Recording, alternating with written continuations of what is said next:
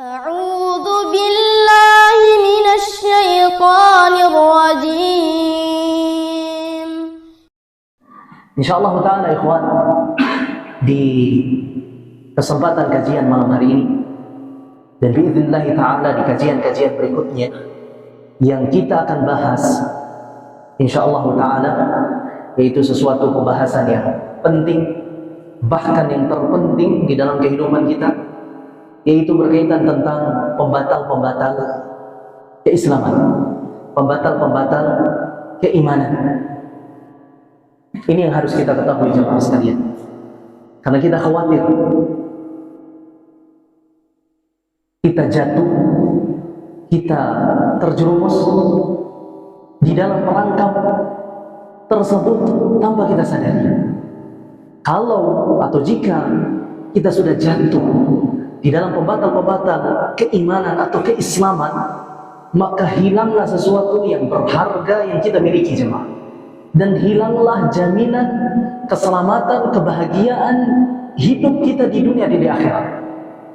Allah Subhanahu wa ta'ala katakan di dalam Al-Quran, alladzina amanu wa lam yalbisu imanahum bidzulm.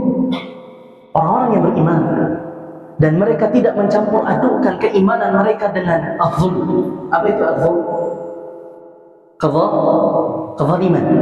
Dan disebutkan oleh para ulama, yang dimaksud dengan kezaliman di sini adalah apa? Nawaqidul Islam, pembatal-pembatal Islam.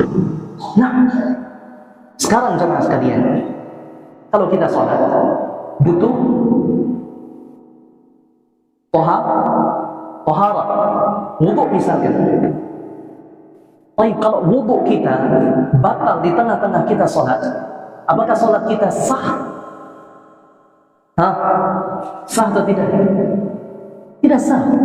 Sekalipun kita sholat, melanjutkan sholat kita 1000 rakaat jemaah sekalian, kalau wudu kita sudah batal, maka tidak sah, tidak akan diterima sholat kita oleh Allah Subhanahu wa ta'ala.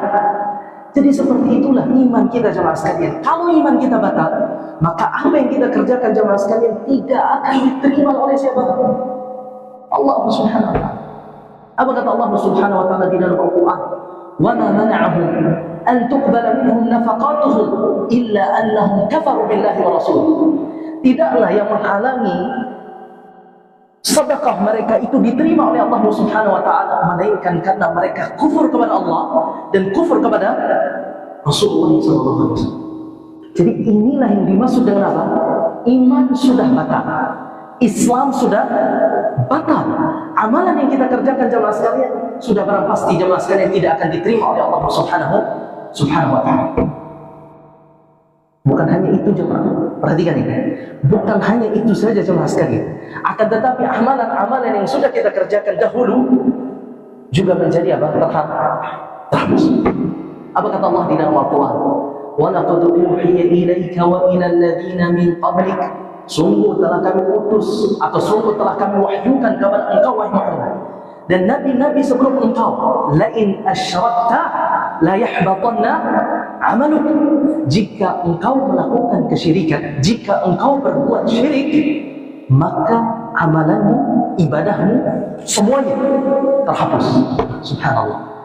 Kalau tadi jemaah sekalian kita berbicara tentang wudu, nah kalau wudu kita di tengah-tengah sholat batal, taruhlah kita sholat zuhur berapa rakaat?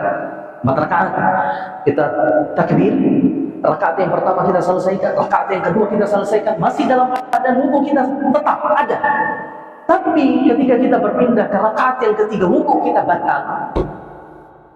Apa yang harus kita lakukan jemaah? Sebagian orang malu untuk keluar dari sholat, sehingga dia melanjutkan sholatnya. Ada yang seperti itu. Nah, tidak boleh jemaah. Kalau dia lakukan dengan sengaja, maka dia berdosa. Bukan pahala yang dia dapatkan, tapi dia berdosa. Dia harus keluar dan apa? Mengulangi wudunya. Sekarang kalau dia lanjutkan sholatnya, apakah sholatnya sah? Tidak sah. Tapi sholat yang tidak sah itu jemaah sekalian, atau yang tidak diterima oleh Allah Subhanahu wa ta'ala, sholat yang dia lakukan saat itu, saat wudunya batal, atau sholat-sholat sebelumnya. Yang saya lakukan saat itu jemaah sekalian. Nah, kalau ia ingin sholatnya diterima, maka tinggal wudu'lah. Tinggal wudu'lah. Berbeda dengan iman jemaah. Kalau imannya sudah batal, amalan yang dikerjakan tidak akan diterima oleh Allah, dan ibadah-ibadah yang dia kerjakan dahulu jemaah sekalian terhapus. Inilah bahayanya jemaah sekalian kalau iman seseorang batal. Kalau Islam seseorang batal, makanya Allah Subhanahu wa taala di dalam Al-Qur'an banyak sekali Allah mengabarkan atau memberikan peringatan kepada kita semua jemaah sekalian agar kita sama-sama menjauhi yang namanya pembatal-pembatal keislaman, pembatal-pembatal keimanan. Karena apa konsekuensinya jemaah sekalian? Double. Kami bisa sebutkan jemaah satu. Semua amalannya terhapus. Kemudian tidak kita sebutkan tadi kekal di neraka. Naam, amalan yang akan dikerjakan pasti tidak akan diterima oleh Allah Subhanahu wa taala. Paham Abu Qayyim? Abu Qayyim paham? Benar. Barakallahu fikum.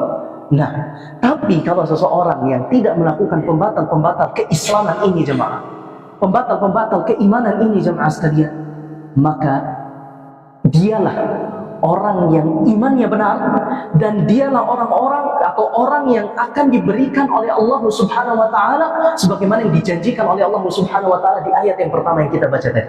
Apa kata Allah Subhanahu wa taala?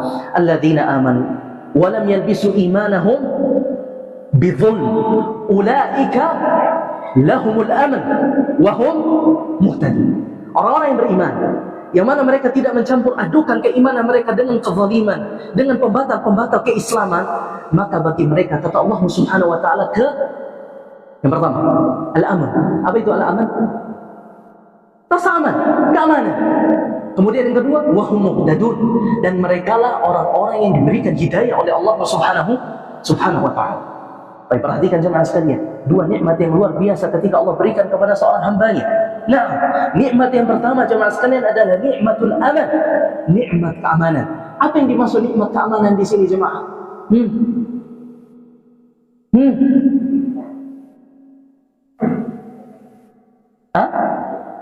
Ketenangan hati. Ada yang lebih besar dari itu?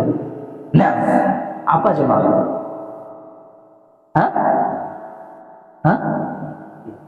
Ayo sama. Baik.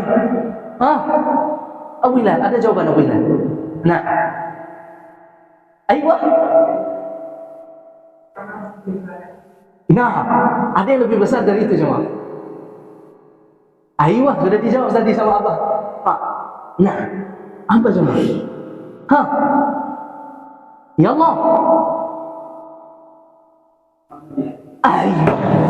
Itu coba.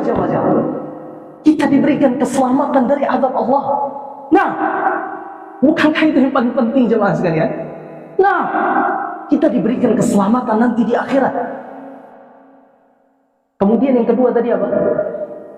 Allah akan berikan dia hidayah. Coba kita berpikir jemaah, apalah gunanya kita atau hidup bergelimang harta serba muda serba ada jemaah sekalian, tapi kita tidak diberikan hidayah oleh Allah. Mau seperti itu? Mau seperti itu jemaah? Nah, Allah sifati mereka di dalam Al-Quran dengan apa? Dengan apa? Mohon maaf, binatang. Kalau seseorang jemaah sekalian hilang keimanan dari dirinya, hilang keislaman dari diri, tidak ada Allah berikan hidayah kepadanya, maka dia seperti binatang kata Allah. Bahkan lebih sesat daripada binatang. Apa kata Allah Subhanahu wa taala? Ulaika kal an'am. Mereka itu seperti apa? Binatang. Balhum adall kata Allah. Bahkan mereka itu lebih sesat daripada binatang. Lebih sesat daripada binatang. Artinya jemaah sekalian, kehormatan, kemuliaan kita sebagai seorang manusia, kalau kita berbuat syirik, hilang. Dan yang paling penting tadi jemaah sekalian, kita akan kehilangan keamanan nanti di akhirat. Nah, maka inilah yang harus kita fikirkan jemaah sekalian. Ini kewajiban kita semua jemaah sekalian agar kita menjaga keimanan dalam diri kita jemaah sekalian, keislaman dari diri kita. Bahkan Rasulullah SAW mengatakan jemaah sekalian, walaupun ya sebagai taruhannya itu nyawa kita sendiri jemaah, nah tetap kita harus jaga.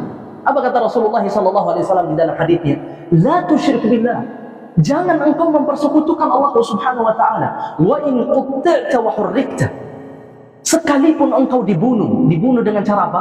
Dengan cara yang sadis. Qutta'ta, takti itu apa jemaah sekalian?